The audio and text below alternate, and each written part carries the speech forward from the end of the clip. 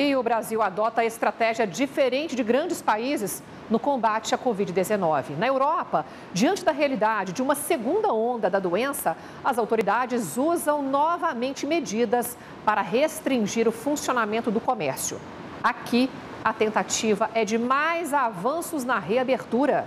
Veja na reportagem de Almir Costa. O Brasil já está à beira de 5 milhões de casos do novo coronavírus. Mais de 146 mil pessoas perderam a vida para a Covid-19.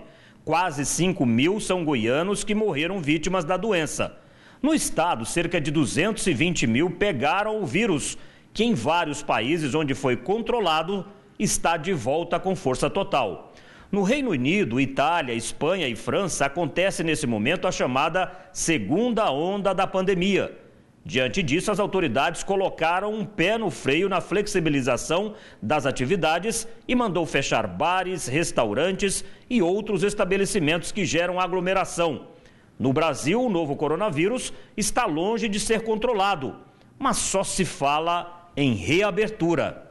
Aqui em Goiás não é diferente. Mesmo em plena pandemia do novo coronavírus, as últimas atividades presenciais que não podiam reabrir foram retomadas ou estão perto de voltar a funcionar. A cada semana são anunciadas novas medidas que flexibilizam as atividades. A mais recente em Goiânia foi o retorno do funcionamento de shoppings ao horário das 10 da manhã às 10 da noite de segunda a sábado.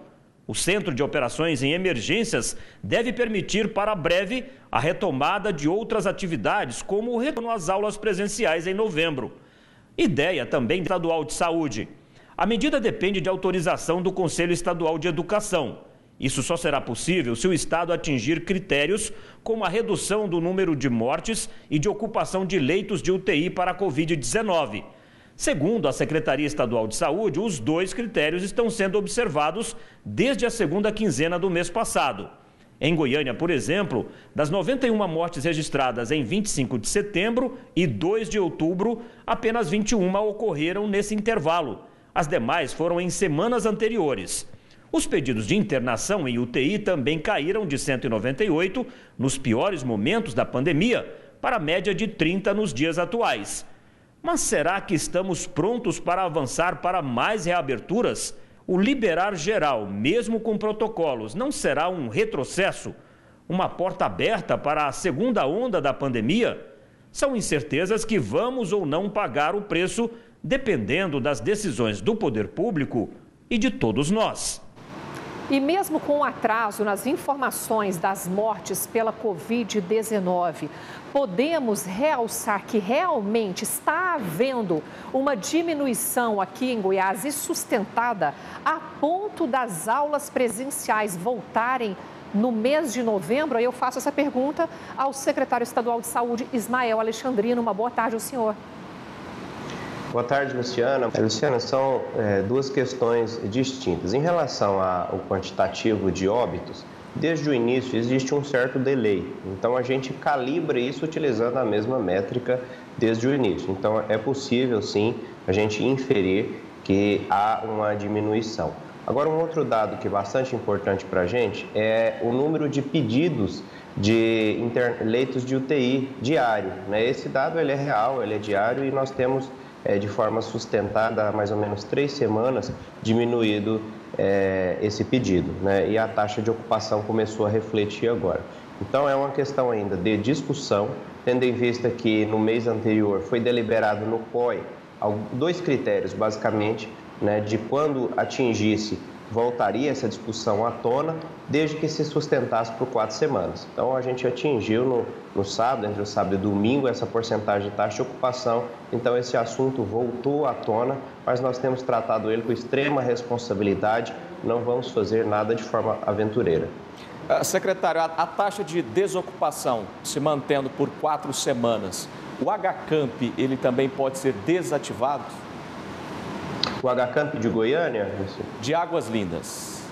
Não, o de Águas Lindas há uma programação já de desmobilização dele para o final desse mês, em torno lá do dia 22. O Ministério da Saúde tinha feito o termo de cooperação até o dia 22 de setembro, mas na ocasião né? Ele falava para a gente 15 dias antes, se tivesse que pedir, tinha que pedir. 15 dias antes do dia 22 de setembro, nós não tínhamos ainda condição de alocar a quantitativo de pacientes que estava lá dentro em outras unidades.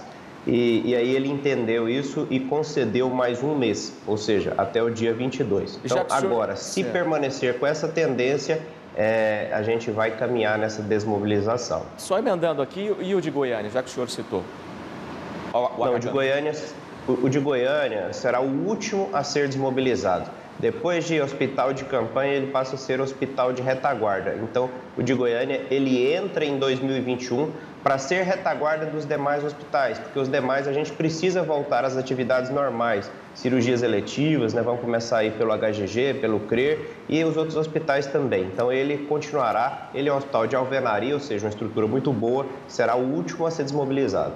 Como é que o senhor avalia o panorama atual na Europa, por exemplo, em que autoridades estão adotando a restrição do funcionamento aí do comércio, de bares, restaurantes, diante da possibilidade de uma segunda onda de contaminação? Corremos também esse risco, secretário?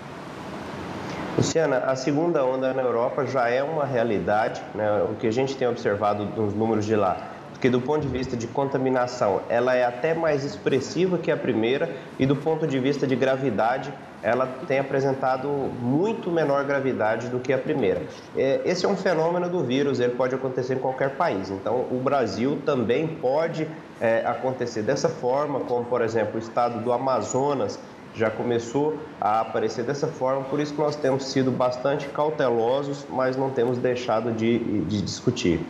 Qual o número de mortes que nós temos hoje aqui em Goiás para embasar essas discussões do COI, por exemplo? Hoje nós temos números absolutos em torno de 5 mil, né, das últimas atualizações. Isso perfaz aproximadamente 70 óbitos para cada 100 mil habitantes. E na última semana, somando os últimos 10 dias, na verdade, tivemos uma redução, considerando a mesma métrica do início da pandemia, uma redução de aproximadamente 19%. Né? Então, o mês de setembro ele tem mostrado, em relação ao mês de agosto, um crescimento de contaminação, mas num nível menos acelerado do que estava em agosto. Mas deixando claro, Luciana, a pandemia não acabou. Essa discussão a gente faz porque a gente precisa fazê-la previamente mesmo. Não significa que a gente tem que ignorar as questões, ela não acabou, não temos vacina, eu sempre repito isso, né? Então a gente precisa calibrar nosso comportamento e as nossas expectativas. Sem dúvida alguma, a gente sempre reforça esse alerta, inclusive, secretário, daqui a pouquinho nós temos um VT com dados da Organização Mundial de Saúde, reforçando também essa atenção com relação à pandemia. O momento ainda é, sim, difícil. Aí o senhor citou também a vacina, que deve chegar logo em São Paulo. E aqui em Goiás, qual é a notícia animadora que o senhor tem aqui para o estado? Olha, a chegada da vacina em qualquer estado que seja do Brasil é mais ou menos a mesma época, na transição de dezembro para janeiro. Né? São 4 vacinas que estão sendo desenvolvidas já no Brasil. Né? O Ministério está com a parceria com a de Oxford e a Fiocruz, né? São Paulo com a China e o Instituto Butantan, né? Mas tem também 2 que são puramente privadas, que é a da Janssen e a da Pfizer. Então, são 4 vacinas que estão sendo desenvolvidas aqui e estamos próximo dessa realidade, mas não chegamos nela ainda. Continuaremos torcendo e tomando todos os cuidados, sem dúvida alguma. Secretário Estadual de Saúde, Ismael Alexandrino, mais uma vez, muitíssimo obrigada pela atenção que o senhor tem sempre conosco aqui da TV Serra Dourada. Uma boa tarde. Boa tarde e bom trabalho.